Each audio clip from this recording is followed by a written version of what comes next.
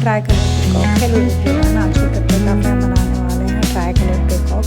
इसको बनाने के लिए मैंने एक ही साइज की orange, white and green colour की शीट यूज़ की है। उसके अलावा मैंने ब्लू कलर की शीट यूज़ की है पिकॉक की बॉडी बनाने के लिए, और मैंने ऐड की है इसमें glitter sheet golden and blue colour की। पहले मैंने ये हाफ सेमी सर्कल कट किया है।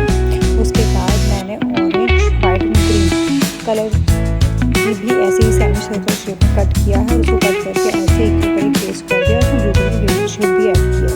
उसके बाद इसको मैंने रैंडमली पेस्ट किया है, और पेस्ट करने के बाद मैंने सेंटर में पिकॉक की बॉडी बनाई है। और उसको बनाने के बाद मैंने उसमें गोल्डन कलर के रिंग्स ऐड किए हैं, उसकी आइज और फीट ऐड किया। होप आपको इस वीडियो में क्लियर हो जाएगा कि मैंने कैसे कैसे